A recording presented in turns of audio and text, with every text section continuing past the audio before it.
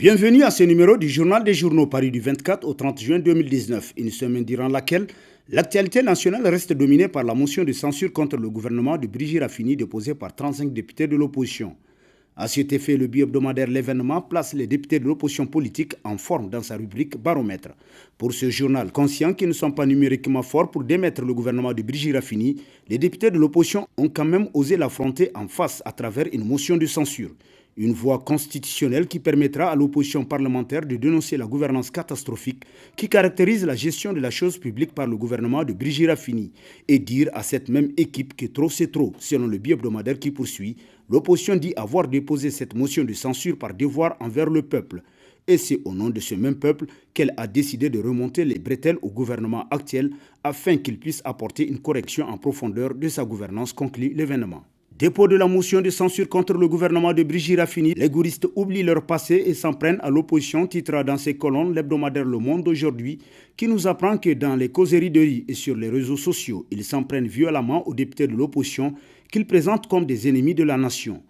Combien de fois le Parti nigérien pour la démocratie et le socialisme PNDS-Tareya, aujourd'hui au pouvoir, n'a-t-il pas déposé de motion de censure sous le régime Tanja Mamadou sans se soucier du contexte sociopolitique du pays? Le même parti ne s'était pas associé au MNSD Nasra pour censurer un Premier ministre nouvellement nommé et qui n'a même pas eu le temps de composer son gouvernement sous le régime de Mahamoud Ousmane, qui avait trouvé que le PNDS avait tort d'agir comme il le faisait. Se demande Le Monde d'aujourd'hui. Rejet de la motion de censure par 38 voix pour contre 132 sur 170 votants, titre à la une de sa parution du 28 juin, le quotidien privé L'Enquêteur. Pour qui, comme il fallait s'y attendre, cette motion de censure a été rejetée par la majorité parlementaire par 132 voix contre, 38 pour sur 170 votants. Par cet acte, le Parlement apporte son soutien indéfectible à l'exécutif face aux accusations portées par l'opposition relativement à la gestion des affaires publiques selon le journal qui constate que de blabla entendu et ressassé. Pourtant, des sujets de préoccupation ne manquent pas. Sur tout un autre plan, sommet UA, nous y sommes déjà, s'exclame à sa une l'hebdomadaire La Flamme qui cite le président de la République assurant que tout est prêt pour que le sommet de l'UA se tienne dans les meilleures conditions possibles. Après s'être rendu sur plusieurs chantiers à Niamey, dont celui de réaménagement du Palais des Congrès, site des assises en juillet prochain. Je vis le niveau d'avancement des travaux qui sont bien avancés et le chantier sera livré le 30 de ce mois de juin, donc tout est prêt pour que le sommet de l'UA se tienne dans les meilleures conditions possibles. Je suis donc totalement satisfait, a fait savoir le chef de l'État, tel que rapporté par La Flamme.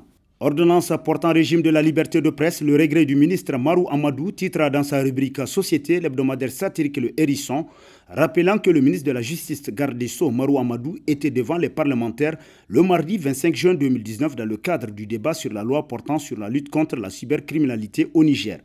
Dans ses explications, le ministre Marou dit avoir regretté que l'adoption de cette ordonnance, puisqu'elle autorise les journalistes à insulter qui ils veulent et aller dormir chez eux tranquillement selon le journal qui s'interroge. Marou Amadou a-t-il oublié que la dépénalisation était également son combat? Ne pense-t-il pas qu'un de ces 4 matins, il peut se retrouver de l'autre côté dans le milieu de la presse? Il faut noter que c'est sous la transition militaire du général Salou Jibo que le texte dépénalisant le délit commis par voie de presse a été adopté, conclut le satirique Le Hérisson. Financement de la sécurité, de l'urgence d'auditer la dépense militaire a constitué l'un des titres à la une de l'hebdomadaire Le Nouveau Républicain, d'après qui la transparence qui promeut la démocratie en fait une exigence morale, une exigence politique surtout. Et le fallacieux prétexte selon lequel la question militaire serait de l'ordre du confidentiel ne peut tenir surtout quand on considère les fautes graves que l'on soupçonne et qui pourraient de ce fait être considérées comme une trahison même de l'armée et de la République ou par des politiques ou par une certaine hiérarchie militaire devenue cupide et peu engagée pour notre sécurité et pour l'intérêt supérieur de la nation. N'est-ce pas une autre manière de poignarder l'armée dans le dos? S'interroge Le Nouveau Républicain qui conclut, le président qui sait ce que ça coûte de le faire ne doit plus hésiter à sévir. G5 Sahel, faut-il tourner la page? S'interroge à sa une l'hebdomadaire satirique Le Canard en furie. Selon qui, cela fait combien de temps que l'on parle du G5 Sahel sans que jamais, malgré les bonnes intentions annoncées ici et là, il ne puisse atteindre sa vitesse de croisière dans l'accomplissement de la mission pour laquelle il a été conçu et mis en œuvre. Quand on voit comment et combien on tue au Mali, au Burkina Faso, au Niger, l'on ne peut que douter de ce G5 Sahel et de ses alliés occidentaux. Ce qui a depuis des jours poussé les populations à un certain dégoût vis-à-vis des forces impériales stationnées dans nos pays, selon Le Canard en furie qui conclut « On ne badine pas avec la sécurité ». Adoption du code électoral, The Game is Over pour Hama Amadou, titre à sa une l'hebdomadaire Le Républicain, d'après qui le vote en faveur du code électoral constitue un véritable camouflet pour Hama Amadou et ses ambitions présidentielles, en dépit du serment de Lumana FA qui entend faire de lui son sacré candidat pour 2021. Les choses sont désormais très claires dans l'esprit de tout républicain que pour Hama Amadou, the game is over. Toute tentative de vouloir ramer à contre-courant des lois et règlements de la République placera très certainement Hama Amadou et son parti dans une posture anti-républicaine et seront traités comme étant en conflit avec la loi, selon le républicain. Ce que Hama Amadou pense de Bazoum Mohamed titre dans ses colonnes l'hebdomadaire L'éclosion qui rapporte les propos du chef de file de l'opposition, Hama Amadou, d'après qui le Niger est entre de très mauvaises mains. Le Niger est entre des mains de gens qui n'ont aucune compassion, aucune pitié pour le peuple nigérien. Rappelez-vous, quand la citerne s'est renversée, que par imprudence, certains de nos compatriotes ne sachant pas le danger qu'ils courent ont tenté de profiter de la situation et le drame qui en a résulté. Vous avez entendu les propos de leur ministre de l'Intérieur. Il dit que ça apprendra aux gens à ne pas le faire. Comment peut-on parler comme ça ? S'exclame le chef de file de l'opposition, parlant de Bazoum Mohamed. Les mêmes propos, il les a tenus lorsqu'il y a 2 ou 3 ans, quand il y a eu l'épidémie de la méningite. Il dit, c'est quoi 1000 morts sur une population de 18 millions? Ça veut dire que c'est vraiment un adepte de Pol Pot. Tuer la moitié des Nigériens pour régner sur les autres ne leur pose aucun problème, selon Hama Amadou, tel que rapporté par l'éclosion. Mohamed Bazoum en tournée électorale, une campagne illégale et indécente avec les moyens de l'État en Suisse, titre dans ses colonnes l'hebdomadaire Le Courrier, qui constate qu'alors que tout le gouvernement a la tête aux conférences qui doivent s'étaler du 4 au 8 juillet 2019 à Niamey, le président du PNDS n'a rien trouvé de mieux à faire que d'entreprendre une tournée électorale dans la région de Dosso. Ce choix n'est pas un hasard.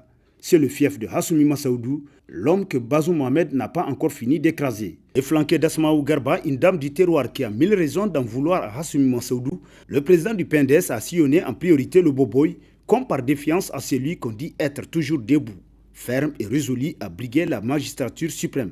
Selon des proches de l'ancien ministre des Finances, les choses sérieuses restent à venir. Hassoumi Massaoudou n'a jamais abdiqué et compte aller jusqu'au bout de son ambition, nous apprend davantage Le Courrier. Campagne agricole 2019, saison des pluies, faut-il céder au pessimisme? S'interroge dans ses colonnes l'hebdomadaire L'Actualité, constatant que les jours passent et il ne pleut pas. Et la situation de désespoir dans laquelle plongent nos valeureux paysans, abandonnés par un socialisme contrefait qui ne sait pas aimer l'homme, ne peut interpeller personne à aller vers Dieu, comme on le fait tous les ans pour quérir par des prières publiques la bénédiction du Dieu suprême afin qu'il descende sa miséricorde sur le pays. Par les immenses problèmes qui nous tracassent, sommes-nous arrivés à oublier déjà Dieu? S'interroge le journal qui poursuit. Mais comment peut-on se repentir et s'en remettre à Dieu pour louer sa grandeur et quérir son incommensurable bonté et souhaiter le meilleur pour sa société quand on peut avoir le courage obscène de s'attaquer à la religion des enfants de son pays?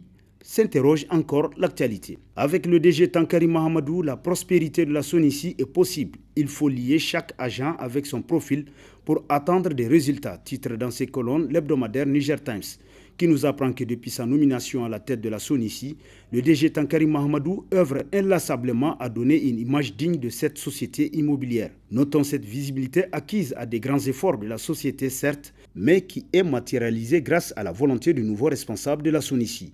Pour le DG Tankari Mahamadou de la Sonici, même la configuration de la société est à reprendre dans le but d'offrir des prestations de qualité à la clientèle.